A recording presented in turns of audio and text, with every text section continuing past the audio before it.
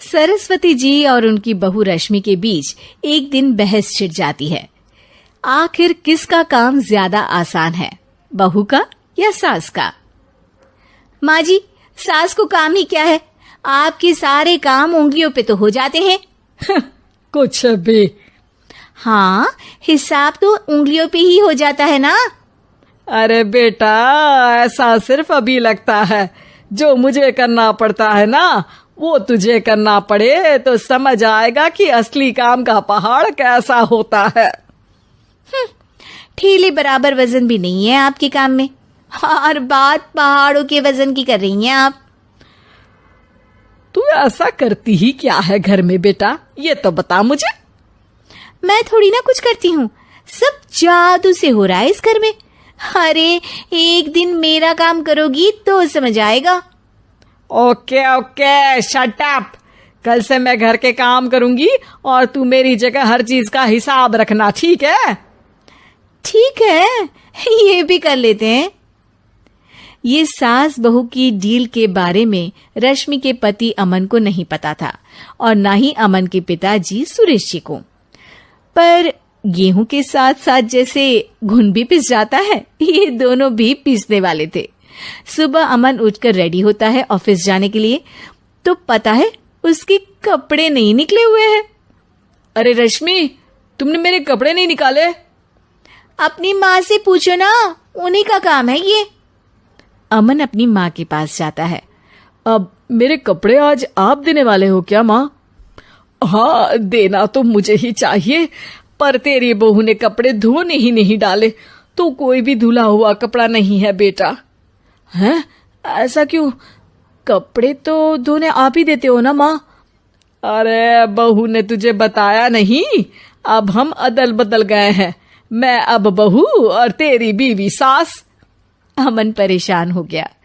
वो बिना इस्त्री के कपड़े पहनकर ऑफिस चला गया। सरस्वती जी अपने घुटने के दर्द के कारण झुककर घर साफ नहीं कर पा रही थी, और ना ही खाना बनाना याद रख पाई। उधर रश्मि पहले ही दिन घर की चाबी घुमा चुकी थी और 300 रुपए का हिसाब अलग नहीं मिल रहा था। पर दोनों का ही घमंड कैलाश पर्वत से भी बड़ा था, और दोनों ही खेमे एक दूसरे की बात मानने को बिल्कुल तैयार नहीं थे। शाम को जब सुरेश जी और अमन खाना खाने बैठते हैं, तो सरस्वती जी उनके सामने गाजर और पपीते लाकर रख देती हैं। अरे माँ, ये क्या है? ख्याली पुलाव के साथ सलाद। माँ जी खाना बनाना भूल गई लगता है। अरे एक एक चमन्नी का हिसाब है मेरे पास, खाना बनाना कैसे भूल जाऊंगी?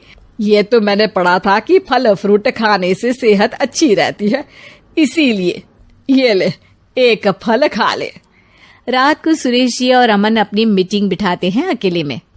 बाबूजी, इनकी लड़ाई के कारण ना हमें ठीक से खाना मिल रहा है, उल्टा घर के सारे काम रुक गए हैं। हाँ बेटा, 2 भैंसों की लड़ाई में बेचारे खेत के पौधों का भी नुकसान हो रहा है। पर पापा, क्या बताऊं आपको, मैंने माँ को इस महीने की 2 तारीख को बिजली के बिल के पैसे दिए थे। आज बिल भरने के लिए मांगने गया तो पता चला कि रश्मि उन पैसों से गैस सिलेंडर ले आई। अच्छा, तो सिलेंडर के पैसों का क्या हुआ? अब सिलेंडर के तो कोई पैसे नहीं थे बाबूजी, हमारे घर पर गैस की पाइपलाइन लगी है ना। बेटा, इन दोनों का कुछ करना पड़ेगा, नहीं तो अपने घमंड के चक्कर में पूरा घर बर्बाद कर डालेंगे ये दोनों। अमन और सुरेश जी काफी सोच विचार के बाद एक निष्कर्ष पर पहुंचते हैं। रात ही को दोनों अपनी पत्नियों की अलमारी से नई साड़ी निकालते हैं, और सुबह जब रश्मि और सरस्वती जी उठते हैं तो देखते हैं कि दोनों पति साड़ी पहनकर चढ़ाव पर सब्जियां काट रहे हैं। अरे ये सब क्या हो रहा है? क्या हो रहा है मतलब? आप दोनों अदल बदल हो सकते हो तो हम क्यों नहीं? अरे क्या मतलब? नहीं नहीं, मेरी भी बचपन से किसी की बहू बनने की इच्छा थी, तो आज से सरस्वती तुम बड़ी बहू, मैं मिडल बहू और अमन छोटी बहू। अरे लेकिन सब घर पर बैठ जाएंगे तो कमाएगा कौन? ये घर कैसे चलेगा? अब वो तो भैया या बाकी लोग जाने, अब हमने भी अदल बदल कर ही लिया है तो कुछ नहीं हो सकता। रश्मि और सरस्वती जी को समझ में आ जाता है कि उन दोनों की आपस की डील की वजह से इन दोनों को बहुत तकलीफ हो रही है और उनके ईगो ने दूसरों को कितनी यातनाएं दी है।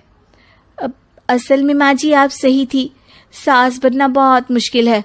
अरे हाँ बेटा, और तू भी, मुझसे तो नहीं हो पाया सब घर के काम, वापस बदल ले क्या? हाँ हाँ बिल्कुल माँ जी, और अब आप दोनों भी बदल लीजिए, कोई आ गया तो आप दोनों को देखकर क्या सोचेगा। अच्छा है, आप दोनों के समझ में ये बात तो आई, मैं फटाक से कपड़े बदल लेता हूँ। अरे रुक जा बेटा, एक फोटो ले लेती हूँ तेरी, मेरी बेटी होती तो तेरे जैसी ही दिखती साड़ी में। और मेरा फोटो नहीं लोगी?